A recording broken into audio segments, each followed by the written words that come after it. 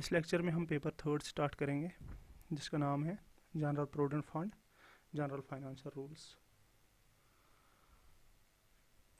तो इसमें हम पार्ट फर्स्ट पढ़ेंगे पहले जनरल प्रोविडेंट फंड, जिसमें हमें पढ़ना है general provident fund central service rules 1960।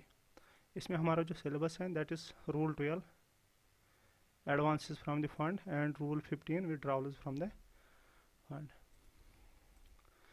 देखिए इस लेक्चर में हम करेंगे cover important points relating to general provident fund, ठीक है। और एनुअल अकाउंट और शेड्यूल में क्या डिफरेंस है, एनुअल अकाउंट स्टेटमेंट और शेड्यूल में क्या डिफरेंस है, और जो general provident fund rules applicable थे in the erstwhile state of J and K उनकी हम ब्रीफ इंट्रोडक्शन पढ़ेंगे। इसके बाद हम पढ़ेंगे general provident fund central service rules 1960 which is actually our syllabus as well. और इसके अंडर मूड्स क्या हैं विड्रावल के, कैसे हम जीपी फंड निकाल सकते हैं अंडर दीज रूल्स, उसमें हमें स्पेशली पढ़ना है GP fund advance rule 12 and GP fund withdrawal rule 15। इसके बाद हम रूल 14 पढ़ेंगे रॉन्गफुल यूज़ ऑफ एडवांस, और उसके बाद हम पढ़ेंगे conversion of advance into withdrawal which is rule 16A। So let's start with the important points. देखिए हर कोई जो एम्प्लॉय जो 1/1/2010 से पहले अपॉइंट हुआ है उसको जीपी फंड कंपलसरी डालना है। मीन्स हर कोई वो गवर्नमेंट सर्वेंट जो 1 जनवरी 2010 से पहले अपॉइंट हुआ है उसको जीपी फंड डालना ही डालना है। ये नहीं चलेगा कि वो बोलेगा मैं नहीं डालूंगा, इट्स नॉट पॉसिबल, ठीक। It's compulsory as per rule, it's compulsory that he और she has to contribute GP fund. और ये कंट्रीब्यूशन कितनी होनी चाहिए, इसका मिनिमम लिमिट रूल्स में स्पेसिफाई किया गया है, that is minimum 8.33% of his basic pay, ठीक। और अर्लियर ये कंट्रीब्यूशन जो थी ये 6.25% ऑफ बेसिक पे थी। सपोज मैं बेसिक पे 26,300 ले रहा हूँ, उसी का 8.33% बनेगा, ठीक है। वही मुझे डालना है minimum.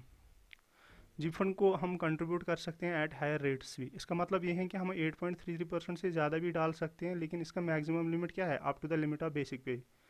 Again if I am drawing my basic pay as 26,300, I can't contribute my GP fund as 26,301 or 26,350. It will be up to the limit of the basic pay of that employee. इसके अलावा जो GP fund contribution है उसको हम एक financial year में एक ही बार reduce कर सकते हैं। वो भी तभी रिड्यूस कर सकते हैं जब हम 8.33% से ज़्यादा डाल रहे होंगे, ठीक है। और इंक्रीज 2 बार एक फाइनेंशियल ईयर में कर सकते हैं up to the limit of basic pay. It's clear. इसके बाद जो जीपी फंड कंट्रीब्यूशन है, अगर एक एम्प्लॉय सस्पेंड हुआ during suspension a GP fund contribution can not made. जो एम्प्लॉय सस्पेंड हुआ वो जीपी फंड नहीं डाल सकता है during the period of suspension. However अगर उसने सस्पेंशन से पहले कोई जीपी फंड एडवांस निकाला होगा तो उसकी रिकवरी हम कर सकते हैं, लेकिन जब वो कंसेंट देगा at his consent, otherwise we can't even made recoveries during his suspension. But when he is submitting his consent to his officer, to his DDO, then recoveries can be made during suspension, but contributions can't be made. इसके अलावा जो GP fund sanction होती हैं वो valid रहती हैं for the period of 3 months from the date of the sanction, ठीक है। और अगर इन 3 महीनों में वो अनपेड रह गई, ठीक है, तो उसको रिवैलिडेट करने की ज़रूरत है, then that sanction can be drawn from the treasury along with the bill.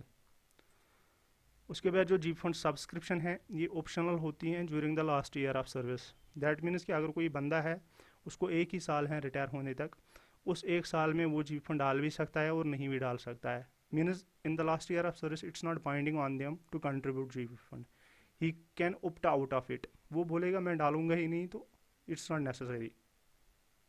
लेकिन अगर अब उसको 3 ही महीने रह गए रिटायरमेंट तक, then it is compulsory to stop. Last 3 months जो सर्विस के होते हैं उनमें कंपलसरी जीपी फंड को स्टॉप करना है, जीपी फंड कंट्रीब्यूशन को बंद करना है। These were the important points. आगे बढ़ते हैं। अब हम पढ़ेंगे difference between annual account statement और शेड्यूल। देखिए एनुअल अकाउंट स्टेटमेंट क्या है, ये एक स्टेटमेंट है जो फंड ऑफिस इशू करता है after the end of every financial year एक जीपी फंड सब्सक्राइबर को, जिसमें डिटेल्स होते हैं लाइक कि इस जीपी फंड सब्सक्राइबर ने कितना सब्सक्राइब किया GP fund during the financial year, कितना इंटरेस्ट अर्न किया, कितने विड्रॉवल्स किए, और क्लोजिंग बैलेंस इसकी क्या है। इसके अलावा इस स्टेटमेंट में उस जीपी फंड सब्सक्राइबर का नाम होता है, उसका जीपी फंड अकाउंट नंबर होता है, उसका कंप्यूटर कोड होता है, और ये स्टेटमेंट जिसमें ये सब चीज़ें होती है जो एक फंड ऑफिस इशू करता है, इसी को हम एनुअल अकाउंट स्टेटमेंट कहते हैं। शेड्यूल क्या होता है? Schedule is actually what we keep with the salary bill, जो हम सैलरी बिल के साथ रखते हैं। और नॉर्मली हर कोई डिडक्शन जो हम ग्रॉस सैलरी से करते हैं, हर किसी डिडक्शन का शेड्यूल होता है। सपोज जीपी फंड के लिए जो जीपी फंड डिडक्ट होता है हमारी ग्रॉस सैलरी से, उसका जीपी फंड शेड्यूल होता है। एसएलआई डिडक्ट होता है तो एसएलआई शेड्यूल उसके लिए होता है। जैसे इनकम टैक्स डिडक्ट होता है तो उसका इनकम टैक्स शेड्यूल होता है। All the deductions which are made out of the gross salary, उन सब डिडक्शंस का शेड्यूल होता है, और ये हमें अलॉन्ग विद बिल ट्रेजरी पे सबमिट करने होते हैं। तो इसके बाद हम पढ़ेंगे जो अर्स्टवाइल स्टेट ऑफ जे.एंड.के है हमारी, ठीक है। तो उस टाइम जो जीपी फंड रूल्स यहाँ पे एप्लीकेबल थे उनका ब्रीफ थोड़ा सा यहाँ पढ़ेंगे, क्योंकि it's necessary so that we can understand the central service rules better later on. तो देखिए जो जीपी फंड रूल्स एप्लीकेबल थे इन द अर्स्टवाइल स्टेट, जब हमारी जे.एंड.के स्टेट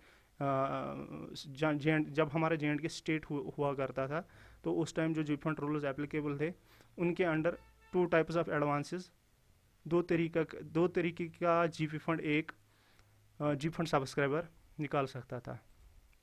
एक होता था जीप फंड जिसको हम कहते थे non refundable GP fund, that's rule 8C, और होता था रिफंडेबल जीपी फंड रूल 9। उसके दो सब कैटेगरीज होते थे, ordinary advance rule 9(1) and special advance rule 9(2).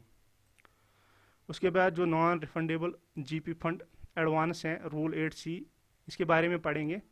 इसमें क्या होता था, इसमें ये तभी एक गवर्नमेंट एम्प्लॉय को मिलता था जब वो 25 साल की सर्विस कंप्लीट करता था, उससे पहले नहीं मिलता था, या जब उसको रिटायरमेंट तक 5 साल होते थे।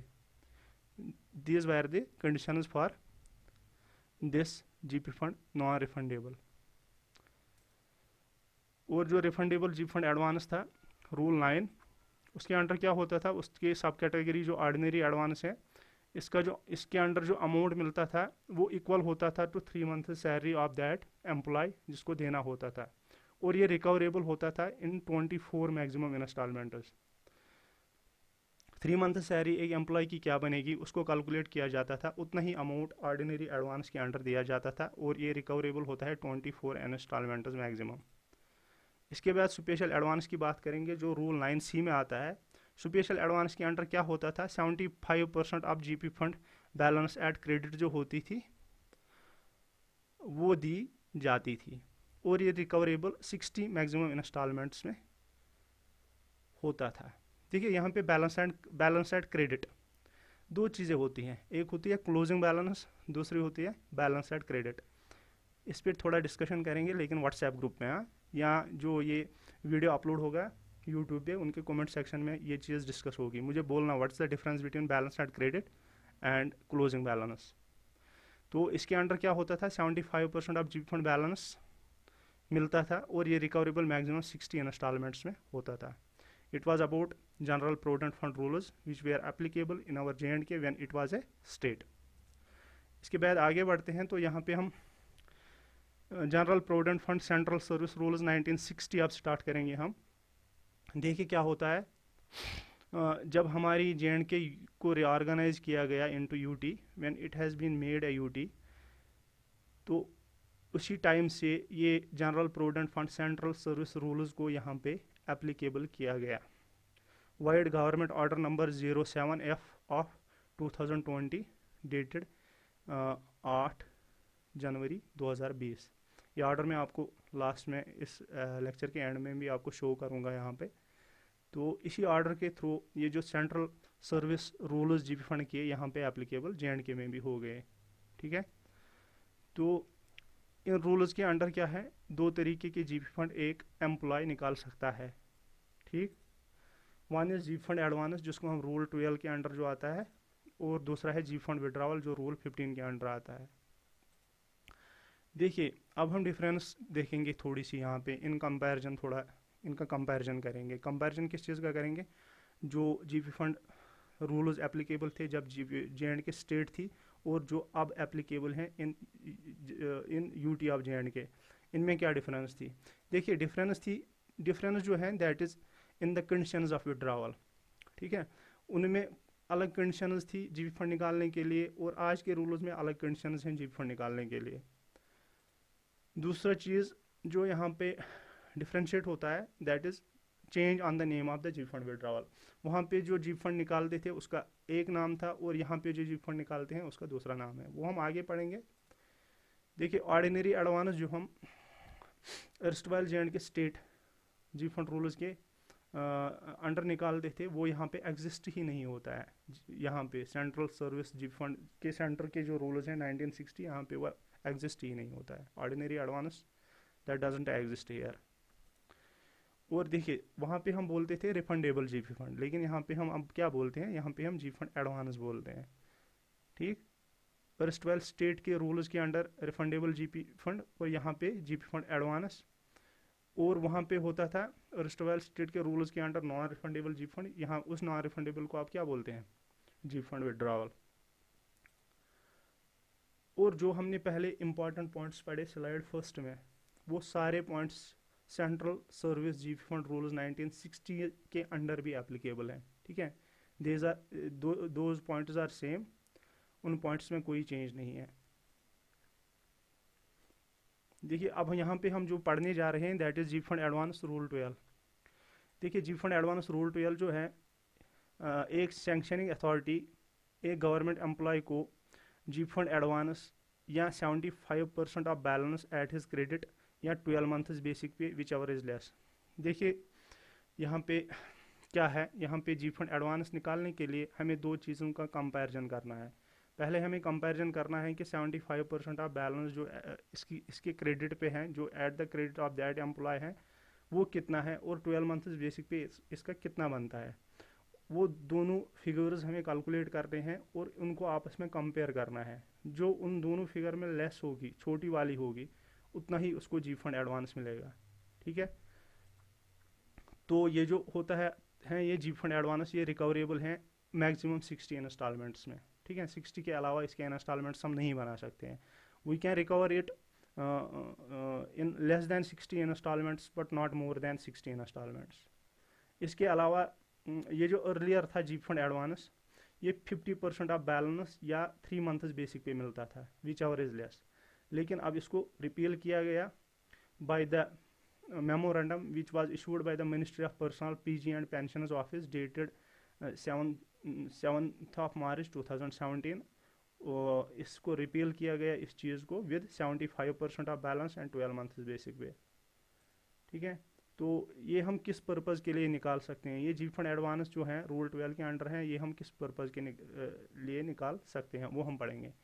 देखिए अगर हमारी कोई खुदा ना करे इलनेस है, या फैमिली मेम्बर की कोई इलनेस है, या जो हम पे डिपेंडेंट हैं उसकी इलनेस है, उस इलनेस के लिए हम इसको निकाल सकते हैं। या एजुकेशन ऑफ फैमिली मेम्बर और ए डिपेंडेंट, उस चीज़ के लिए हम इस जीप फंड एडवांस को निकाल सकते हैं। या ओब्लिगेटरी एक्सपेंसेस हैं जैसे बेट्रोल है, मैरिज, फ्यूनरल्स या सरमनीज, इट इज़ क्लियर, इसमें कोई एक्सप्लेनेशन की ज़रूरत ही नहीं है, ये खाली याद रखने हैं। ठीक है, वो एक्सपेंसेस जो करने ही करने हैं। ठीक है, जिसमें जो हमारी ओब्लिगेशन बनती है, उन एक्सपेंसेस को पे ऑफ करने के लिए भी हम ये जी फंड एडवांस निकाल सकते हैं। इसके बाद अगर कोई हम केस लड़ रहे हैं, ठीक है, लीगल प्रोसीडिंग, उसका कॉस्ट, उसके लिए भी हम ये जी फंड एडवांस निकाल सकते हैं, उसका कॉस्ट पे करने के लिए। या हमें कोई डिफेंस, कोई प्रोटेक्शन की ज़रूरत है या डिफेंस की ज़रूरत है, उस कॉस्ट को कंपनसेट करने के लिए भी हम ये जी फंड एडवांस निकाल सकते हैं। या हमें परचेज ऑफ कंज्यूमर ड्यूरेबल्स करने हैं, ठीक है, लाइक टीवी हैं, कार हैं, फ्रिज हैं, वॉशिंग मशीन है, रेफ्रिजरेटर है, उस चीज़ के लिए भी हम ये जी फंड निकाल सकते हैं। या हमें हज पे जाना है या किसी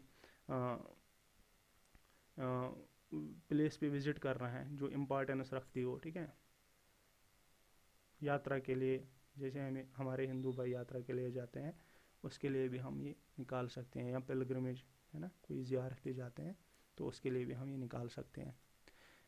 यहाँ पे एक चीज़ हमें याद रखनी है, जो भी पर्पज़ हो हमें जी फंड एडवांस निकालने के लिए, हमारे लिए ये ज़रूरी नहीं है कि हम उस पर्पज़ के लिए डॉक्यूमेंट्री एविडेंस प्रोड्यूस करें।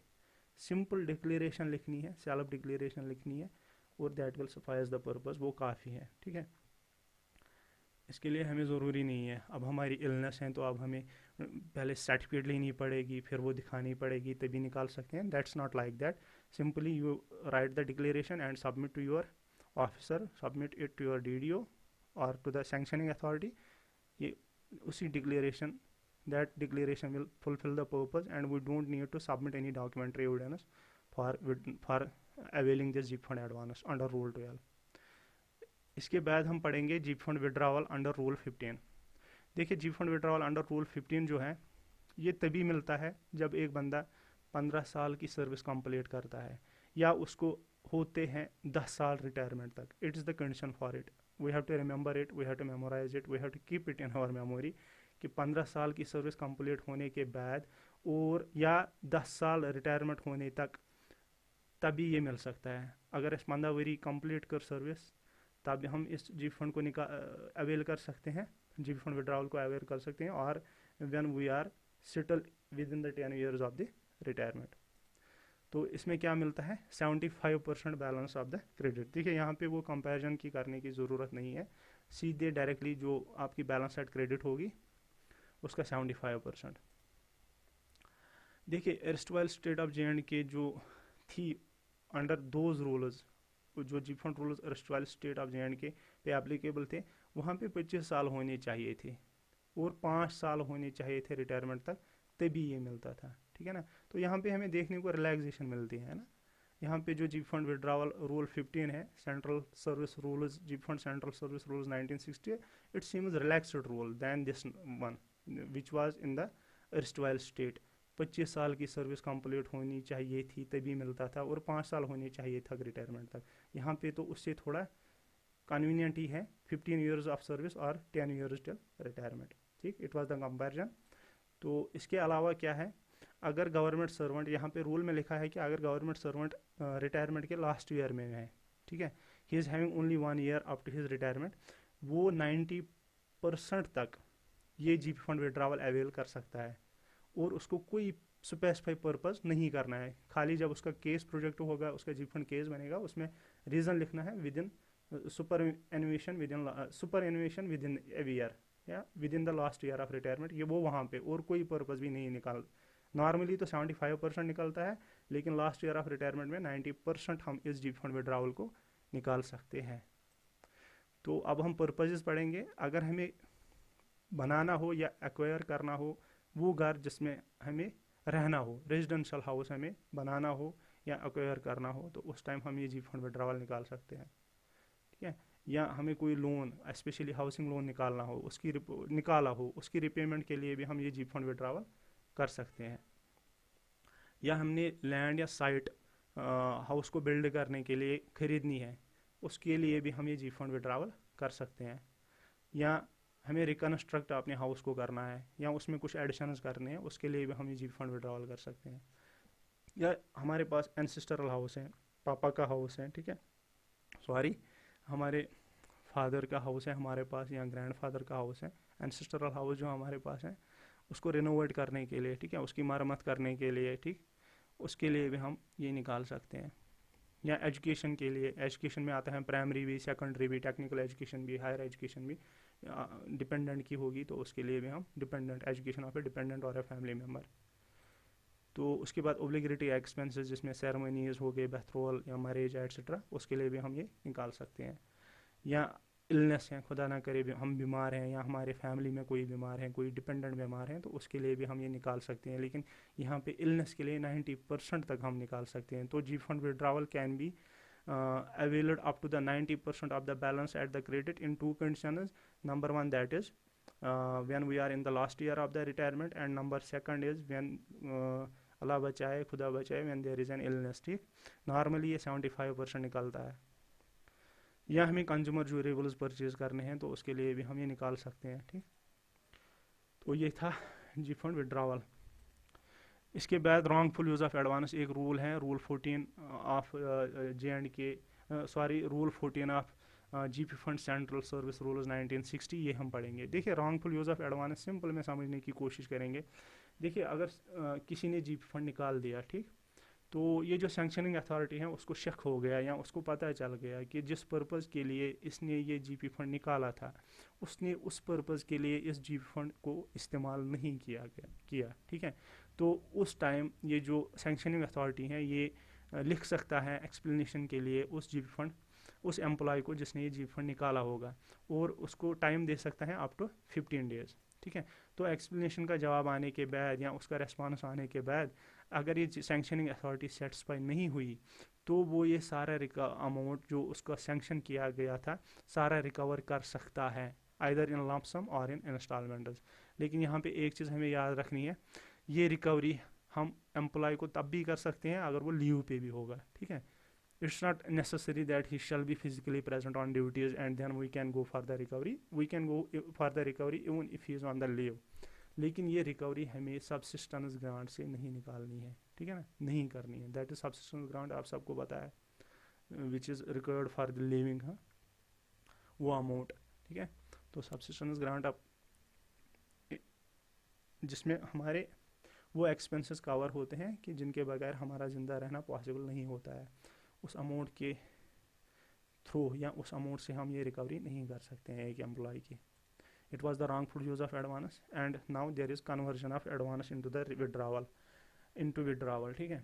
हमने एडवांस भी पढ़ा, जी फंड एडवांस भी पढ़ा और जी फंड विड्रावल भी पढ़ा। अब यहाँ पे रूल 16A है जिसके अंडर हम इनको कन्वर्ट कर सकते हैं, ठीक है। एडवांस निकाला, अब इसको विड्रावल में कन्वर्ट करना है। देखिए सिंपली समझिए आप, यहाँ पे हम कन्वर्जन क्यों करते हैं। देखिए एडवांस जो होता है दैट इज़ रिपेएबल, हमें ये पे वापस करना पड़ता है, लेकिन विड्रावल पे हमें वापस नहीं करना पड़ता है। एडवांसेस के रिफंड्स होते हैं, we have to refund it, and withdrawal we don't need to refund it. तो withdrawal is much more convenient than advance, है ना। तो इसकी एलिजिबिलिटी एडवांस की एक है, विड्रावल की एक है। सपोज़ अब आप एक करो, एक यहाँ पे ये समझो कि कोई बंदा है, ठीक है, उसने जी फंड एडवांस निकाला है, वो अब उस जी फंड एडवांस को विड्रावल में कन्वर्ट कर सकता है। ये मोस्टली तभी होता है जब एक एम्प्लॉय जीपी फंड एडवांस के लिए एलिजिबल होता है और जी फंड विड्रावल के लिए एलिजिबल नहीं होता है, तभी फिर इसको कन्वर्ट किया जाता है। वो क्या काम करता है, वो काम करता है कि जब वो एलिजिबल नहीं होता है और उसको जीपी फंड की ज़रूरत पड़ती है, पैसों की ज़रूरत पड़ती है, he goes for the advance और she goes for the advance, and when with the time when that employee gets eligible for the withdrawal, he gets it converted into the withdrawal। वो कैसे वो करता है, वो हम यहाँ पे देखेंगे। वो क्या करता है, वो एक रिटर्न रिक्वेस्ट डालता है अपने अकाउंट्स ऑफिसर को, अपनी सैंक्शनिंग अथॉरिटी के थ्रू, जिसने उसको वो सैंक्शन किया होता है वो अमाउंट, उसी के थ्रू वो एक रिटर्न रिक्वेस्ट अपने अकाउंट्स ऑफिसर को डालता है। उसके बाद जो होता है हेड ऑफ द ऑफिस, यहाँ पे अब दो हैं, एक होता है gazetted subscriber, gazetted GP fund subscriber, दूसरा होता है non gazetted GP fund subscriber. अगर non gazetted GP fund subscriber होगा तो उस टाइम जो हेड ऑफ ऑफिस होगा वो इसके डीडीओ को इंटीमेट करेगा कि इसको रिकवरीज स्टॉप करो, इसकी रिकवरीज स्टॉप करो। अगर अब गेजेटेड ऑफिसर होगा तब कौन इंटीमेट करेगा, तब ट्रेजरी ऑफिसर इंटीमेट करेगा किसको, डीडीओ को, फॉर स्टॉपिंग हिज और हर रिकवरीज।